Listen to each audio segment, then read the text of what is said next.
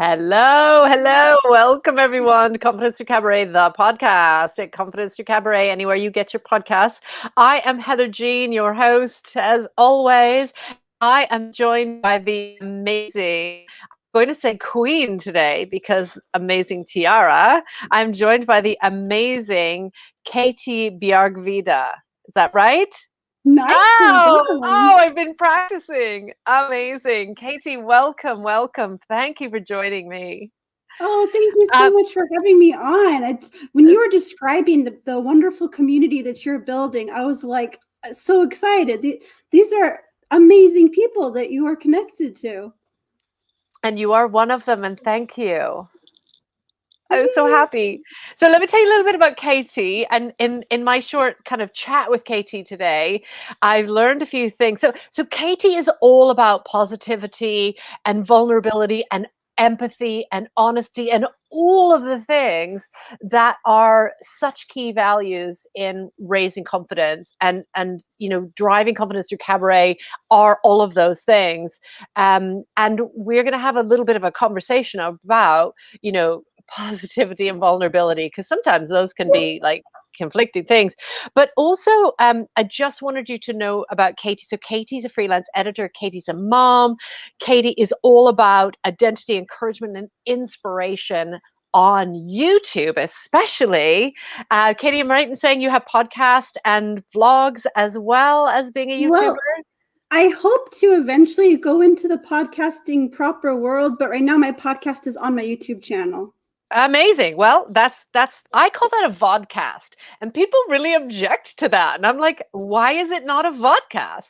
Because we put this up as a vodcast. I insist on it being a vodcast because it's an audio podcast for anyone listening with audio. And then it can also be a video podcast. It's a vodcast. Ta-da! So I'm doing that. I'm so as far as Yeah. I'm concerned, you have a podcast. Yeah, absolutely. And then you have a blog and you have a vlog. Also, is your vlog host on YouTube? Yes, the vlog is also on YouTube, yeah. And it's life in Sweden because I'm an expat living on this island called Gotland. Amazing.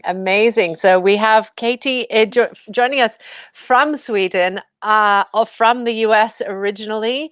I am in the UK. I'm from Canada originally. So we are representing Europe and North America. That's cool. I'm loving your crown. It's making me die. I love it so much. Okay, so Katie, you started about 2.5 years ago with YouTube, right? Mhm. So what made you do that? Like, where did that come from? I wanted to have a way to connect with people, and I saw some vlogs of this creator. Her stage name is Miranda Sings. Her real name is Colleen Ballinger, and she's not everyone's cup of tea, but I loved her, and her vlogs were simple, sharing the sweet and fun and happy moments of life, just kind of smushing them together and putting a little bit of music and stuff with them. And I was like, I could do that. I want to do that. Because I had actually started a YouTube channel in 2008 when I was a baby. I was a fetus. I was like 21 years old. And then I couldn't get the videos uploaded anymore. I bought a camera and I couldn't upload them, get them off of the camera onto the computer. And I was crushed about this. I'd wanted to do YouTube for so many years. And Uh, I'm a twin mom. So for the longest time, I was just a milk cow to these two babies. And this was one of my first forays into actually having a life and being myself and having something to be passionate about. And so I just jumped in with both feet from the very beginning, and I fell in love. YouTube is such a special journey. I love that you identified so quickly that you needed to have something for you. I think a lot of times as moms, we don't do that. Oh, I did not do that. I think, mm, well, I guess for me, I loved having my children. So my children are grown up now. My youngest is 20, and I loved being a mom. And so for me, that was what I did for me. like I have had a business for over 25 years as a training consultant and coach. So I I was busy. I traveled all over the world constantly, just flying in and out every week. So for me, the thing I did for me was being a mom and being at all the things and staying home and playing with them and so on. So I made that choice not to do other things until about 5 years ago with Cabaret. But the reason I say that is because I think when we make our choices, very often we don't realize that we can make a choice about what do I want, and you've done that, and I think that's Mhm. really amazing. I think that there is so much power for every single person to have a creative outlet, something, and it makes you a better human. It makes you a better parent to in life in general. If you don't have this part of your soul that's just drying up because you're not expressing yourself in any way. I think that's really true, and I think some of us, our creativity is more of a priority to us. It's just there, and it just has to be fed and expressed. So what kind of things can we expect on your YouTube channel? Because I'm going to put it up here in just a minute, and then like as in I'm going to I'll put up the link so that everybody can get in touch with it. But what kind of things do you do on your YouTube channel? I am talking to incredibly epic people with incredible stories. I recently made contact with a PR woman who's booking legendary people for me. Like yesterday, we're recording this on the 23rd of June.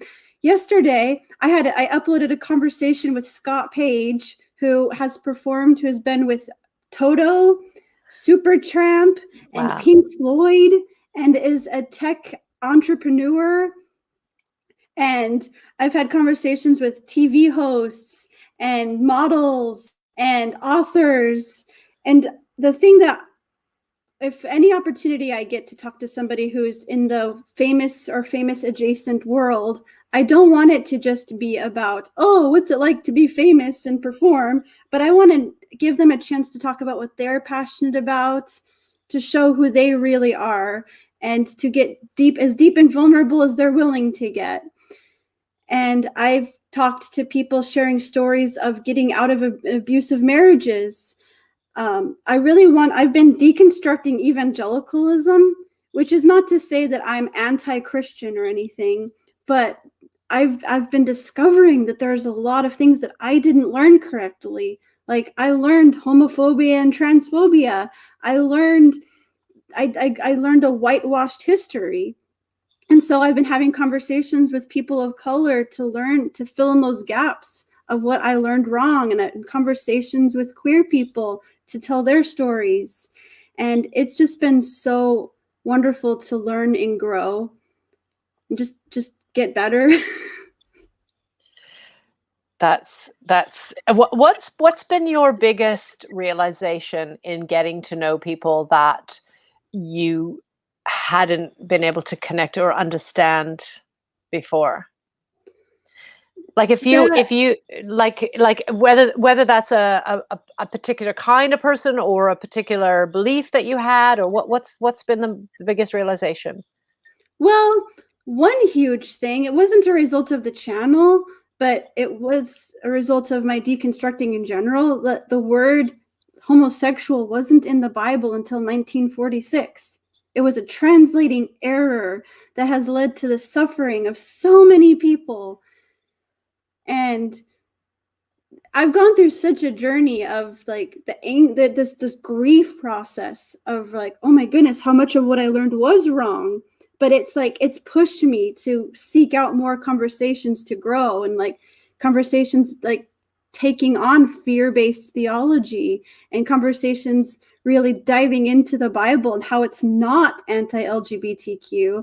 And so as I get questions, as I've found people that I can talk these questions through, and that's just been such an incredible journey.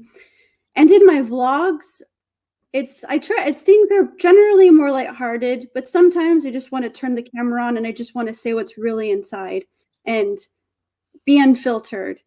And be honest, because there's so many people, especially I think it's kind of hard in the mom world.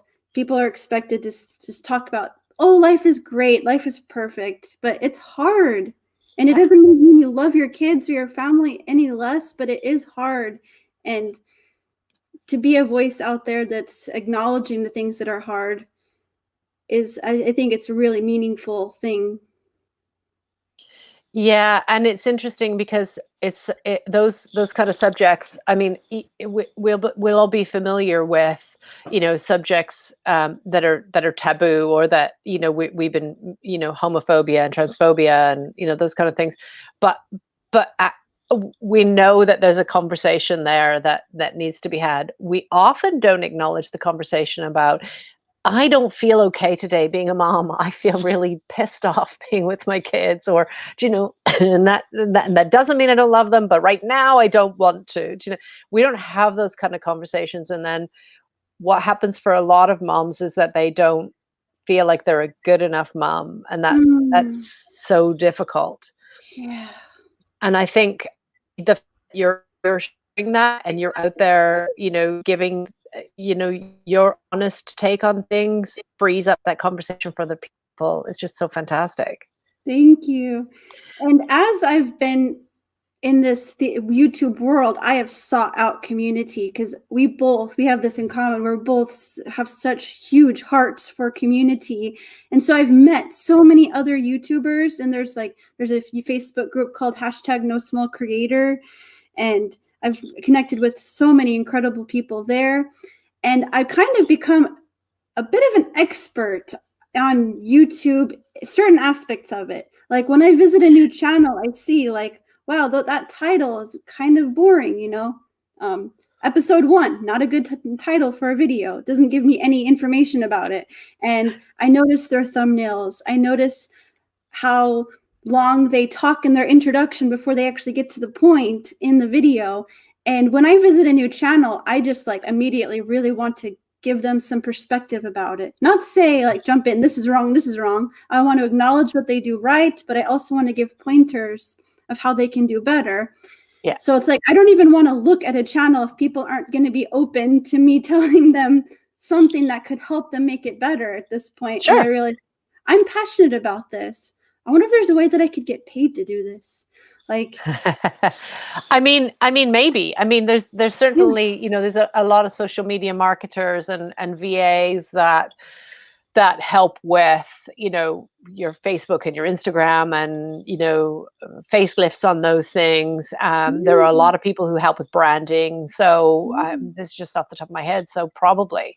When I was talking to a friend of mine, Eris Garantakis, he's a professional voice actor, just a lovely guy, and he's killing it on Clubhouse too. Amazing. When people are willing to listen to me talk, I'm like, heaven, I'm in heaven. And so I just rambled on for the longest time about what he was doing great and how he can combine his different niches and how he can be how he can just communicate who he is better on YouTube. And he was like, this is professional level advice. I feel like I should pay you for this. Wow. And I was like, oh, really? Amazing. The thing that comes to mind, I guess, if you're listening and you've just started on YouTube and you're like, oh, I'm not ready for Katie's feedback, or you're thinking,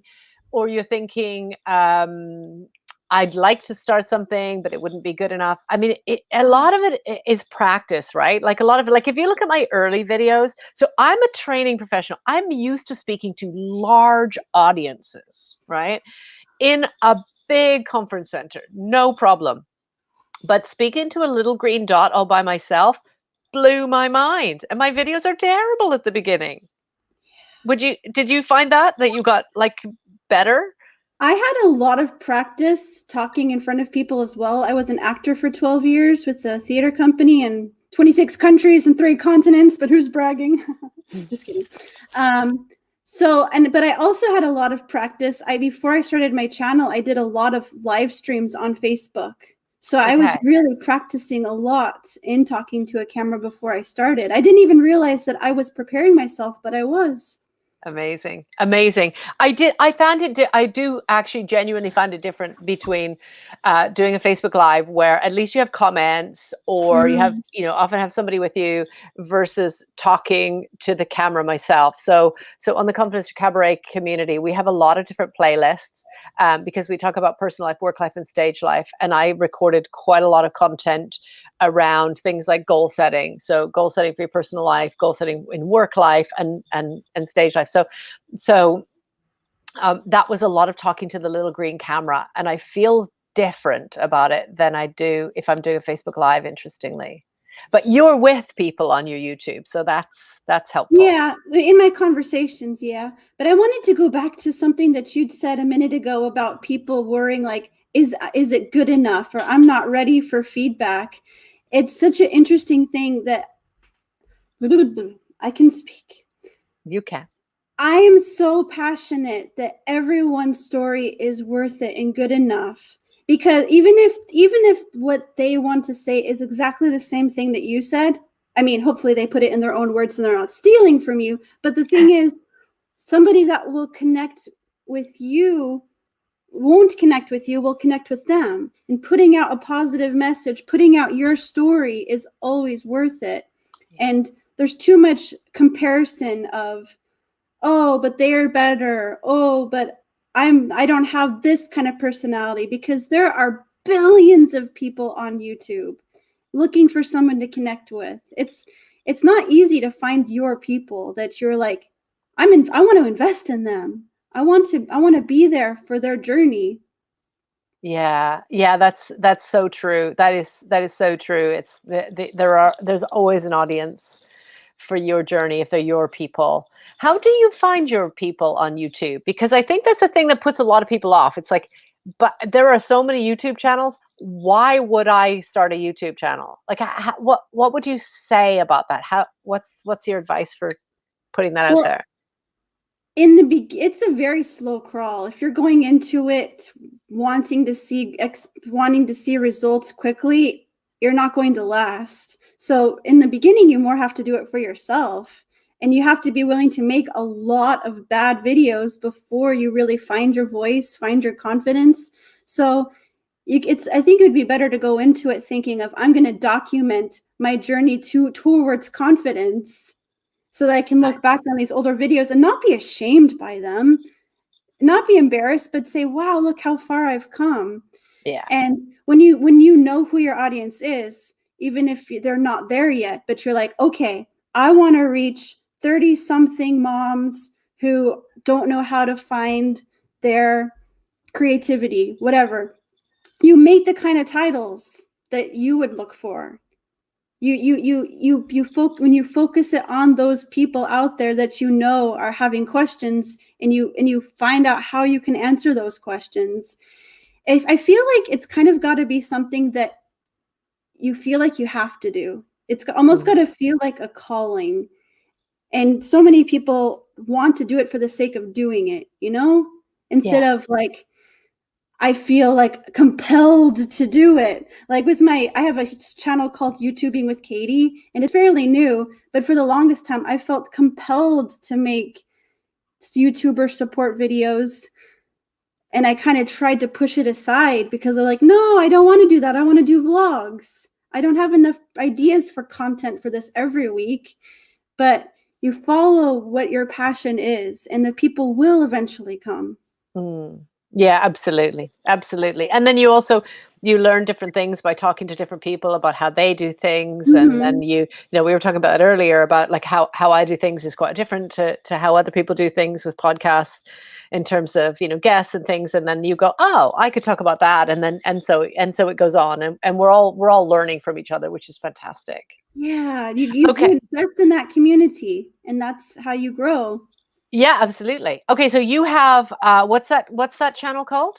It's called YouTubing with Katie. YouTubing with Katie. Okay, amazing. And then you have another one that this is the one that I'm familiar Yeah, that's with. my main channel. That's where I have my vulnerability and building compassion and authenticity channel. That was eloquent. Okay, so and this is called, yeah, so it's YouTube, and then it's Epic Kate. Mm-hmm. right? Not the KT, but Yep, Kate, epic cake. Kate, and then Bjargvide. Yeah. That's my baby. I've been working on that for 2.5 years, and I've gone through so many iterations of the word. Are you familiar with the word niche? Yeah. Are the people watching familiar? It's like there's a lot of pressure when you start. You have to have a niche. You have to niche down, and I don't agree in the beginning that you should make the kind of videos that you've always wanted to make. You should see what is sustainable. And so I've gone through many iterations of niches on this channel, but I always have come back to vlogs.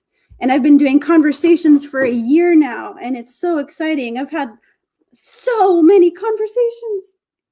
That's fantastic. That's fantastic. But I think, coming back to what we talked about at the very beginning around positivity and vulnerability, I think if you are positive and vulnerable and authentic, then it will come across, right? Mm-hmm. Like you say, Definitely. you almost have to do it because you have to. Yeah. How does so vulnerability is on your vlogs? How does vulnerability and positivity kind of come into conflict with that? Because you're talking about, some of your most vulnerable moments, and I've certainly talked about my vulnerable moments um, a lot on all of the socials. But it can be difficult to have that balance with positivity, can't it? Yeah, that's a really true point. I think it's that the vulnerability is what causes people to care about you. And it doesn't have to be a wallowing in what's wrong kind of vulnerability, but this is what I'm doing. This is what I'm feeling. I know it's not forever.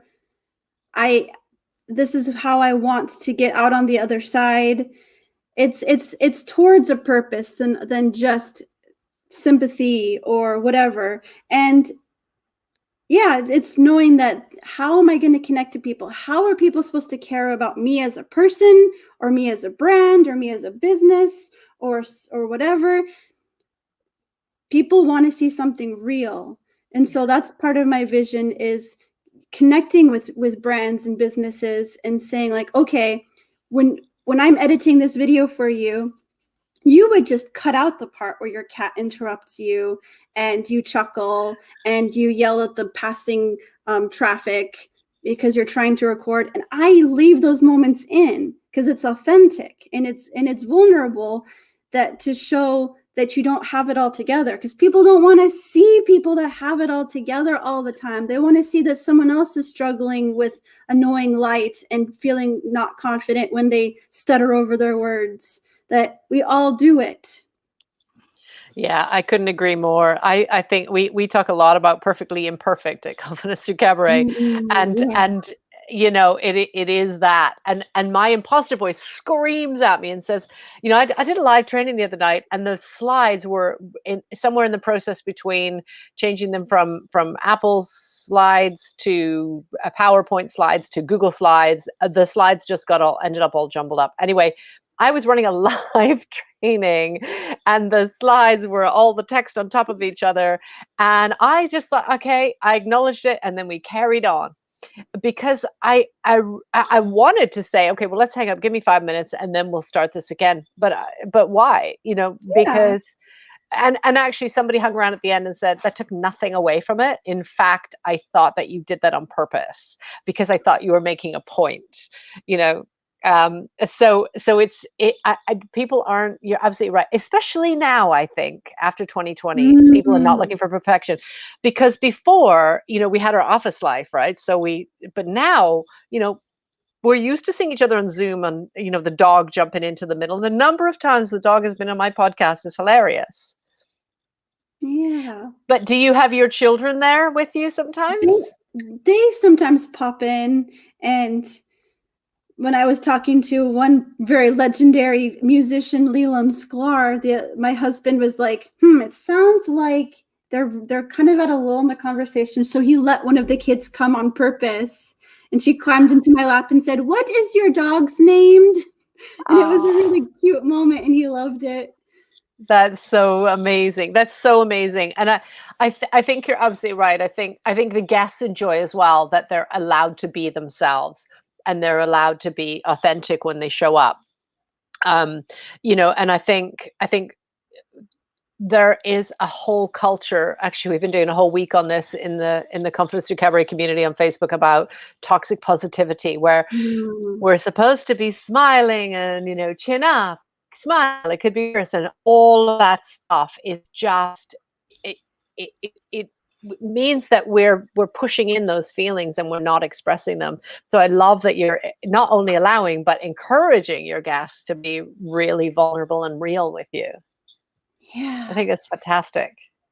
And it's really powerful when you can see people grow in their confidence from one video to the next, to the next, to the next, as they try.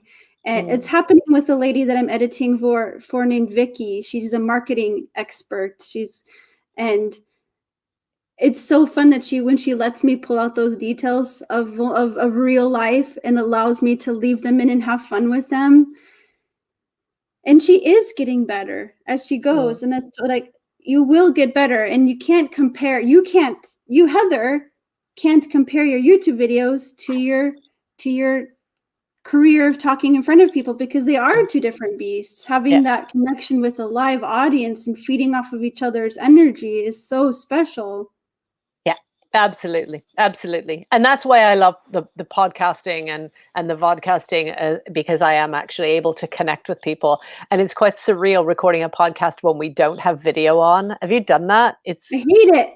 it's it's very strange because you just can't feed off of it in the same way. It's still great because you're vocally connected, but it's not as easy as if you can see one another. Okay, so I have some questions. Ooh. I know that I love to ask, which is just a bit of fun. But because we are Confidence Through Cabaret, so first of all, I wanted to just challenge the question of what is confidence to you? What does that mean? Confidence to me means even when you're scared, you still do it. Yeah. It's not saying like, oh, it's as easy, here I go, but you make that conscious decision to work in spite of the fear. And then after you're done, you're like, wow, that wasn't as bad as I thought it would be. And you feel empowered, and confidence compounds in an incredible way. As I've gotten opportunities to talk to people, I've been sending out more emails like saying, hey, want to be in my channel? And people like, let me contact my PR person. They'll get back to you. And I'm like, whoa, that just happened. And I just, as I believe in myself more and believe in the worth of my channel and my skills of talking to people and just trusting that the right words will come out of my mouth, then I feel like the sky is the limit. Yeah, that's amazing. That's amazing, and we all should be feeling that, right? It Yeah. feels great because I was not a confident person growing up. I had a really fear. Oh, sorry, I'm interrupting your question asking. Carry Oh on. no, no, no. Go for it. Go for it. What were Okay, you going to say? okay. I grew up with a mom who was very scared of things, and I like got some of that. Like, but they didn't teach me how to do a lot of things. I didn't know how to cut vegetables. And there was always this part of me whenever it was time to volunteer in the kitchen with the organization I was with. I was like, they're going to yell at me for doing it wrong. And somebody showed me how to cut vegetables. And then I just kept telling myself, well, if they're going to get mad at me, they can do it themselves. Trying to get myself to the mental place to just be willing to do things and not be afraid. Yeah. I mean, we all have a cutting vegetables thing, that we're afraid to do, or afraid to even try, or afraid to disappoint people or upset people, and so we just don't.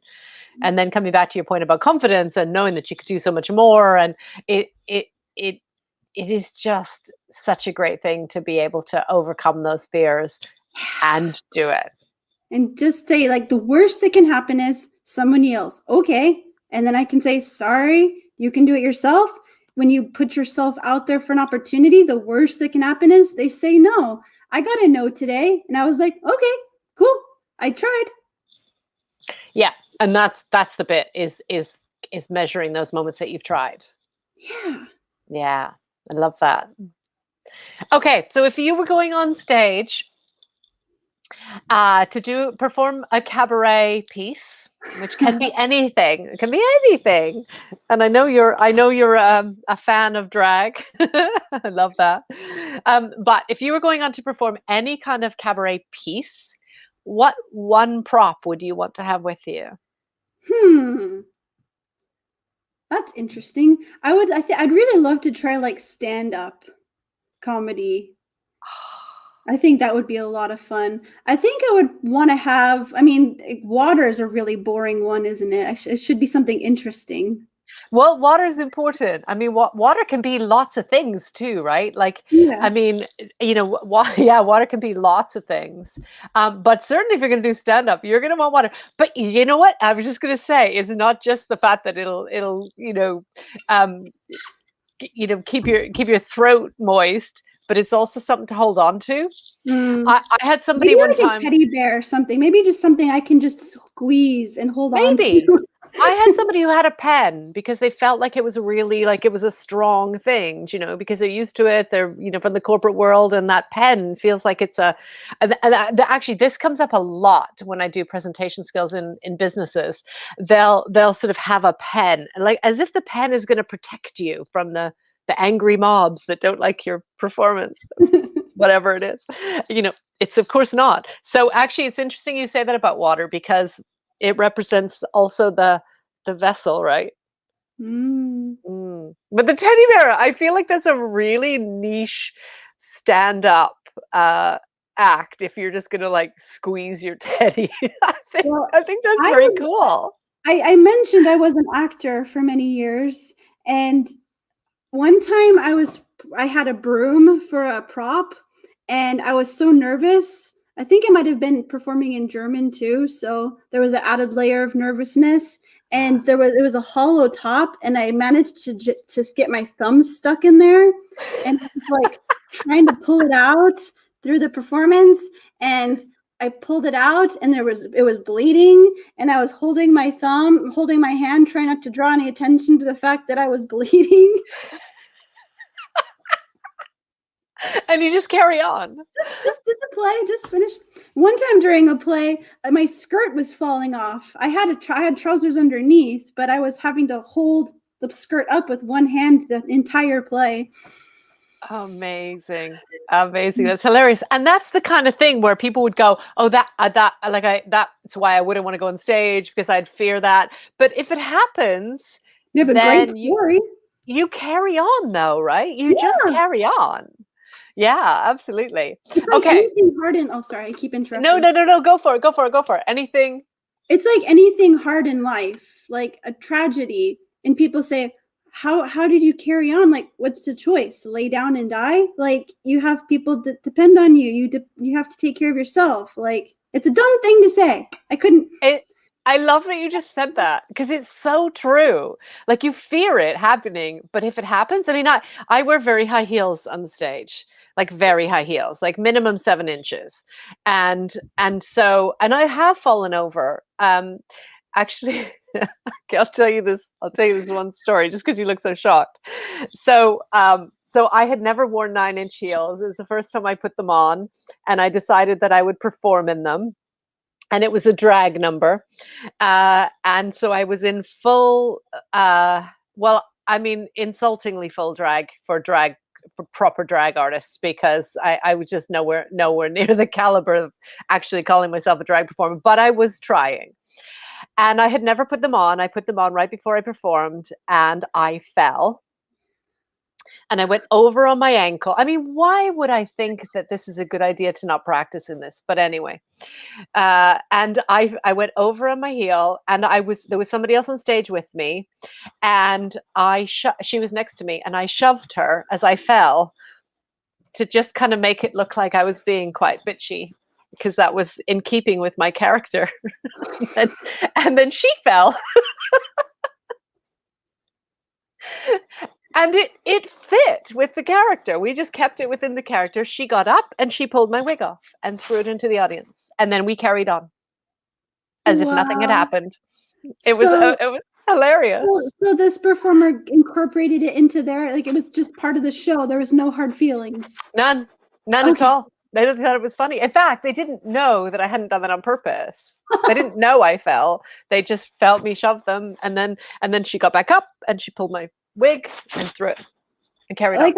Like I told you, bucket list. I want to go to a drag show one day. This sounds amazing. It is very fun. It is very fun, and that's not the usual kind of thing. Like it's not about being bitchy queens and whatever. And I am certainly not a drag. That was my one and only attempt at drag, and it's certainly not where I'm headed as a cabaret performer. But I love that you said stand up, because that fills me with dread. Like that's the one thing I would draw the line. And I don't do karaoke, but I would rather do karaoke than stand up. That is the fact that you want to do that is so awesome. I do love to sing too. So I'm often belting out random songs, not like the entire performance, but just having fun when my husband and I do a live stream every Tuesday on my channel. Amazing. That's so much fun. Okay, so what would your stage name be if you were going on to perform this cabaret act? What would your stage name be? I might as well stick with Epic Kate. It's got a nice ring to it. I like that. Yeah. Yeah, and you can really play with that epic. Yeah. Very big. Yeah. When I'm telling random people that I have a channel, it's like, you can find an Epic Kate, like epic.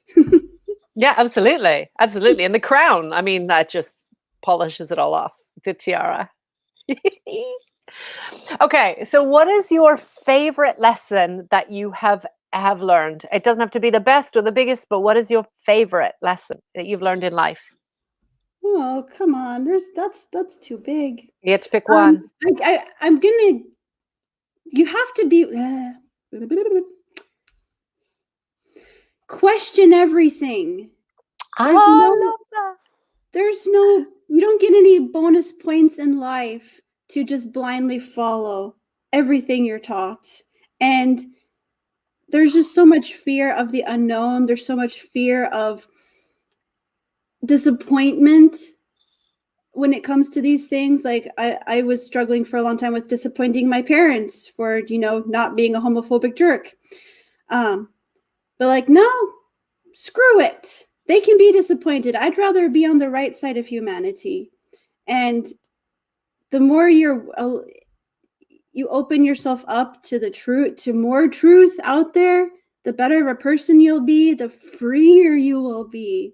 It's amazing to come into freedom of, wow, people are people. The gender is a spectrum. Like, there's so much more. There's so much more gray. There's so much less black and white. I love that. That's it. That's an amazing lesson to learn. And I think it incorporates so many other things. That's like an onion lesson. There's just so many other parts to that, because once you question, then there's so much more, and then then all your own judgments start coming out, and your awareness of yourself and your awareness of others and our differences and our similarities. It all is just that's an onion lesson. I love that. Yeah. Thank you. Thank you for asking. Okay, so lastly, I just want to highlight again, go and check out Epic Kate on YouTube. Go and check out, I mean, that's the place to start, right? Is to go there. If you're interested in starting a YouTube channel, then the YouTubing with Katie one is a good place to start. Because it's not here's your quick ways to grow, but it's helping to ask the questions to get you thinking about your identity, about who your audience is, inspiration to keep going when it's hard, because it is hard. You get hit with a lot of fear and a lot of doubt. A lot of people give up, but having a community in place before you even start, that's a good idea. Yeah. And do you do that on social media? Like as in on Facebook or? It's a YouTube channel for now. I would be open to starting a Facebook group if there were to be a community of people that wanted that in the future. Mm. I was just interested in how you grow your community online, like on YouTube. I think that's an interesting model that you've developed. On YouTube with that channel, it's very hands off because my time is so limited between freelancing and momming and everything else. So I'm just focusing on weekly uploads. And when I come across people that are like, I don't know what to do with the channel, I'm like, hey, here's my channel. If you want to check it out, you can. Amazing. So yeah, it's only 25 subscribers as of today. But you know what? I'm not worried. If you had 25 people in the room that you'd made a difference to, that's a big deal. Yeah, That's a that's the 25 people. thing. And that's the thing people forget, is that each one of those is a person. Yes. So I'm not saying it's only, I'm just saying I'm not focused on the numbers on that right now. I'm focused on just being consistent. Amazing. And showing up. Thank you so much for showing up. Thank you. Katie, it has been such a pleasure to have you as a guest. I've loved our conversation. We've gone kind of meandered all over the place, which is always so much fun. I love the organic model. So thank you for Sorry sharing. if I ever got kind of repetitive or whatever. No, I mean, that's the thing. Like, I've learned this about being online, is that, you know, we have to be repetitive because we can't believe that everybody's hanging on our every word. So if we've said it, people missed it, then it comes up later, and then they heard it then. So that's fantastic. I am so happy to have you here. I'm so happy to be featuring you. I can't wait to let others have contact and hear this podcast and see this vodcast. And I really do appreciate your time. Thank you again. Well, thank you. So even though this is your channel, I want to tell you how I end my conversations, just because I feel like it. So when I end my conversations, I give hugs. Oh, thank you. I love hugs. I love hugs. That's fantastic. Thank you. I miss hugging. I know, I know. I'm hanging on a little bit longer. I like my hug. Thank you. We end our conversation slightly differently. We have a phrase which summarizes what we believe in Confidence Through Cabaret, about sharing your voice and raising it, about sharing your message and expressing it, and about owning and taking up space. So we are Confidence Through Cabaret on all of the socials. A Clubhouse, I am at Heather YBYWYS. On Twitter, we are at YBYWYS. Everything else is Confidence Through Cabaret. All the socials, all of the YouTube, the podcast, you name it, wherever you get your socials, Google that or search that and you'll find it. And I'll tell you that the letters YBYWYS, they stand for it is your body, it is your world, and it is your stage. Take up space and own it. I like it. Thank you so much. Thank you.